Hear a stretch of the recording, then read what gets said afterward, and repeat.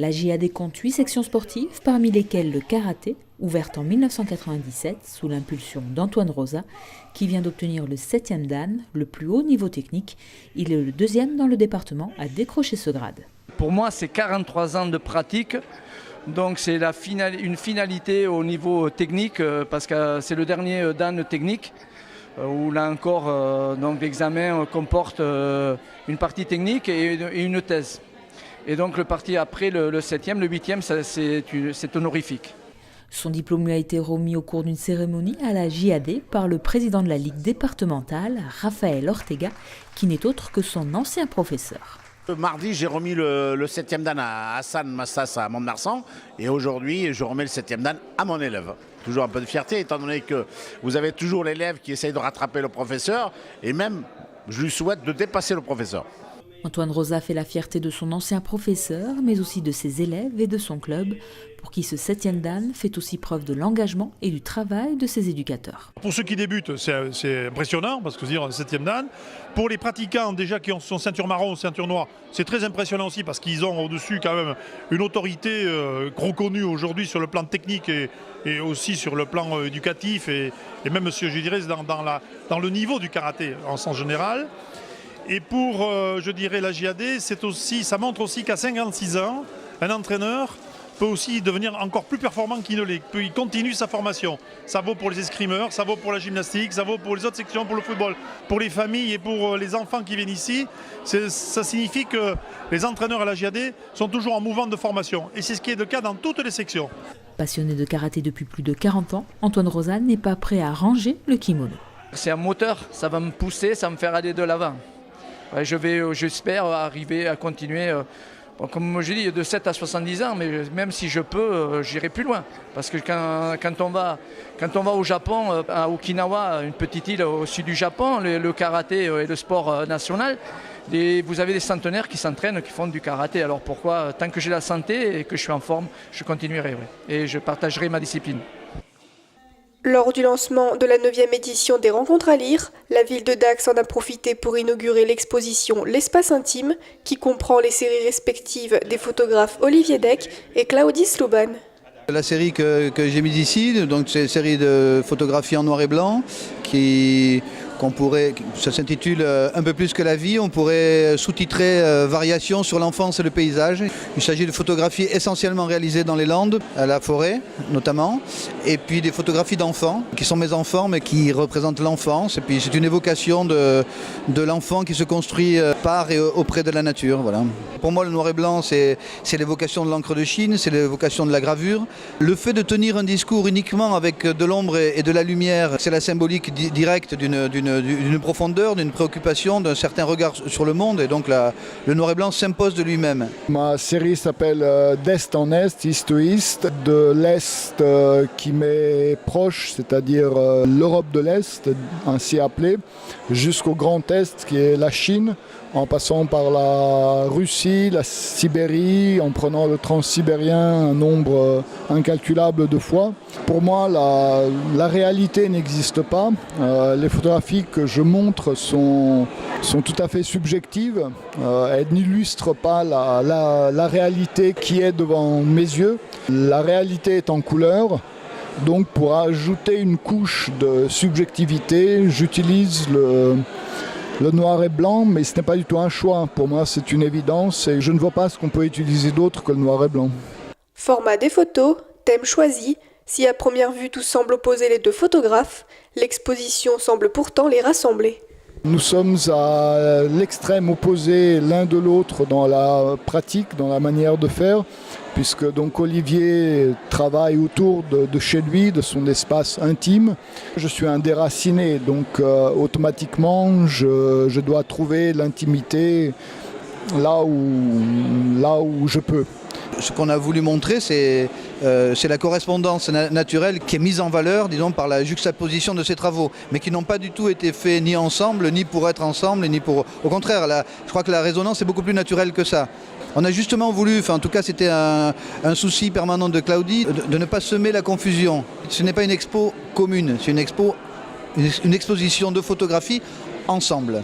en commun. Mais on a travaillé chacun sur son chemin. C'est ce qui fait tout l'intérêt de ce dialogue en images. Voilà. Si vous souhaitez découvrir le travail de ces deux artistes, l'exposition vous est ouverte jusqu'au 25 mars. 73 782 € ont été offerts à l'hôpital de Dax. Un don du comité des Landes de la Ligue contre le cancer qui a permis au service de radiothérapie d'acquérir un nouveau matériel de haute technologie qui vient s'adapter au TrueBeam, une machine à accélérateur de particules qui permet d'envoyer des rayons pour traiter les cancers. Effectivement, à ce chèque de la Ligue, on a pu investir sur un matériel qui nous sert quotidiennement, qui est un fantôme de mesure qui sert à mesurer la dose, à mesurer la modélisation du traitement que l'on a fait du patient et à s'assurer que ce que l'on va traiter au niveau du patient correspondra parfaitement à ce que l'on a prévu sur le plan informatique en termes de planification. Donc c'est un matériel d'usage quotidien, vraiment, qui est d'une utilité de tous les jours, qui est vraiment pratique et sans ça les patients ne pourraient pas encore une fois être traités parce qu'on ne pourrait pas mesurer exactement en réalité ce que l'on prépare comme traitement des patients et on pourrait être amené à faire des traitements qui sont inadéquats ou non optimaux. Voilà. Et grâce à ce matériel, on a l'assurance que le traitement préparé correspond à ce qui va être fait. Et si ce n'est pas le cas, l'appareil nous permet justement de corriger le tir, de replanifier le traitement jusqu'à ce qu'il rentre dans les tolérances qui sont nécessaires pour ce traitement. Donc effectivement, ce chèque nous a permis d'acquérir ce matériel sans lequel on aurait été dans l'impossibilité de pouvoir traiter les patients en toute sécurité. Une collaboration importante entre la Ligue et le centre hospitalier qui, d'un commun accord, s'accordent sur un même projet afin d'investir dans des produits innovants. Il faut qu'il y ait deux conditions à bien respecter. C'est que l'hôpital participe de son côté, c'est-à-dire que ce n'est pas un investissement qu'on fait tout seul, c'est un investissement qu'on fait avec l'hôpital. Et deuxième aspect fondamental, il faut que l'investissement soit innovant. C'est-à-dire qu'il apporte vraiment quelque chose et qu'en plus il va s'inscrire dans la durée. On n'investit uniquement que dans le cadre de la recherche ou du développement de nouvelles technologies. Donc ça répond parfaitement à leur cahier des charges puisque c'était une nouvelle technologie de radiothérapie mise en place. Donc on pourrait le financer par d'autres moyens, mais le fait de l'avoir par la Ligue nous permet justement d'avoir un volant financier supplémentaire pour utiliser l'argent hospitalier pour d'autres fonctions dans le service et pouvoir encore compléter les besoins d'investissement pour les patients. Et grâce à ces multiples investissements année sur année, ça permet justement d'avancer sur le plan technologique, de pouvoir proposer aux patients dans les Landes des traitements qui sont au niveau de ce qui se fait de manière la plus performante et de ceux qui sont en droit d'attendre dans la région sans avoir besoin d'être adressés à d'autres centres de radiothérapie. Une remise de chèque qui signe donc là toute l'importance des donateurs et qui, grâce à eux, permet de faire avancer les choses. C'est ce que je ne cesse de faire, de remercier nos donateurs. Et là, je suis d'autant plus heureux que par cette remise de chèque, c'est que là, on montre aux donateurs que l'argent qu'ils nous donnent reste dans le département et est concrètement utilisé pour nos malades landais. Le 5 novembre, l'UDG perdait son match à domicile contre Golfe-Juan d'1 point seulement. Si l'Union gardait un goût amer de cette défaite, c'est confiant que les Rouges et Noirs se sont rendus à Golfe-Juan ce samedi afin de disputer le match retour et tenter de prendre leur revanche. L'UDG ouvre le score en début de match et prend l'avantage. Les Rouges et Noirs sont déterminés et ne comptent pas laisser d'avance à Golfe-Juan. Malgré tout, les Jaunes font face à la défense udégiste et inscrivent leur panier.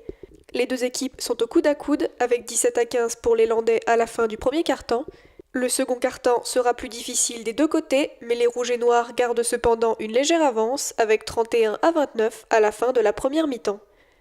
Dans ce genre de match-là, quand on se déplace où il y a des grosses heures de bus, on a toujours du mal justement à en descendre du bus. On démarre mal les matchs, on n'est pas dans le rythme. Et aujourd'hui, on s'était dit, si on n'est pas dans le rythme aujourd'hui, ça va rapidement monter à 10-15 points d'écart. Et à 10-15 points d'écart, le match il est déjà fini. Donc c'est pour ça, on a tapé dedans de suite, on a été vraiment très concentré dans les consignes. On a réussi à les stopper, nous à marquer sur les premières actions.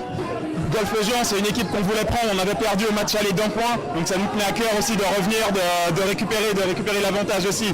On veut s'accrocher, on ne veut pas laisser passer la fin de saison, donc on s'accroche, on est là.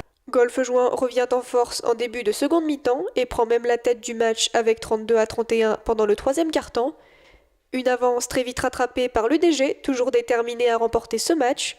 Les 10 dernières minutes de match seront très physiques pour les deux équipes. L'UDG renforce sa défense et complique l'accès au panier pour Golfe-Juan. Les jaunes tentent aussi de défendre, mais parfois trop brutalement, ce qui profite à l'UDG.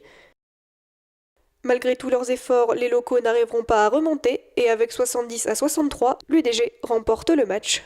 C'est vrai, plaisir parce qu'il y a victoire d'abord, parce que c'est une vraie victoire chez une équipe qui était invaincue il n'y a pas si longtemps que ça, chez une équipe qui était au-dessus de nous. Donc oui, ça fait plaisir parce que c'est une vraie victoire d'équipe, ils sont restés soudés, on a fait un gros travail défensif, on avait bien préparé cette semaine. Et voilà, je pense qu'on les a perturbés sur leurs points forts. Même s'il y a toujours des petites erreurs, mais aujourd'hui on va fermer les yeux dessus. Je suis adjoint d'habitude, donc j'ai pas les mêmes responsabilités, mais il faut rendre aux joueurs ce qui appartient aux joueurs. C'est eux qui ont été chercher la victoire. Ils ont fait un travail exemplaire, ils sont irréprochables sur toutes les consignes qu'on a données. Et voilà, après il faut ce petit brin de réussite qui aujourd'hui, ça nous a souri, donc oui, on est hyper contents. Nous, on voulait vraiment les descendre. On est la meilleure défense de notre poule. On voulait le prouver ce soir. On le laisse à 62 points. On peut être fiers de ce qu'on a fait défensivement ce soir. C'est ce qu'on voulait. Ils ont été chercher leur match. Ils ont défendu dur comme ils l'avaient fait en deuxième mi-temps au match aller. Et ça a tourné de leur côté. Et c'est clair que mes joueurs se sont bien engagés. Ils ont essayé d'aller chercher, mais malheureusement, on a eu un petit manque d'adresse qu'ont pas eu les adversaires. On a eu un petit peu moins d'adresse et c'est bien dommage. On se donne le droit aujourd'hui de pouvoir espérer encore accrocher les 2 premières places. On a gagné chez un concurrent direct. On va recevoir Toulouse, on va recevoir encore des équipes. Donc oui, on s'est donné le droit d'espérer encore finir dans les 2 premières places.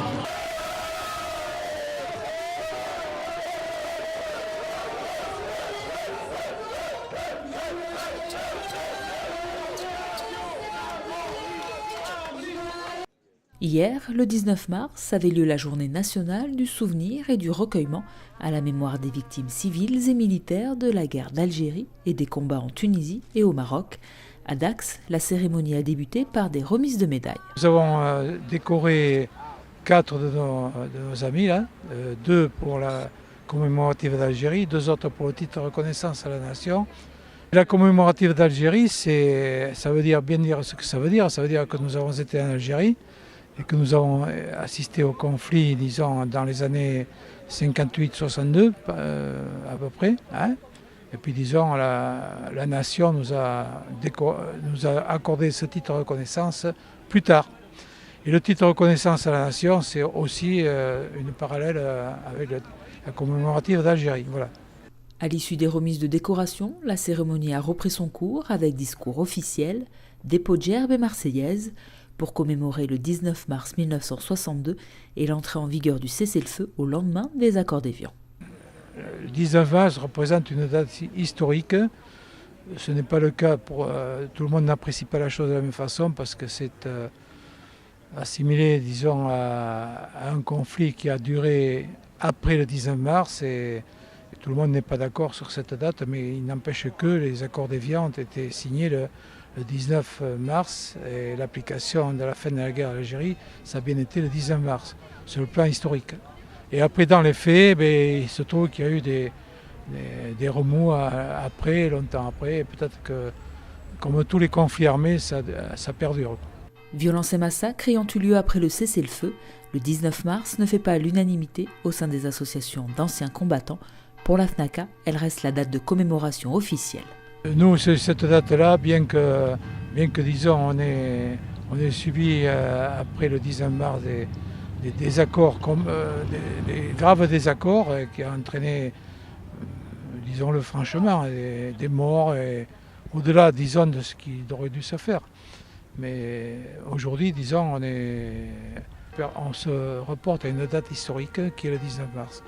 Et je pense que nos enfants, peut-être pas, mais nos petits-enfants et la suite, sur le plan scolaire, parleront du 19 mars. Voilà. Une date historique qui marque les commémorations officielles, mais qui divise encore aujourd'hui.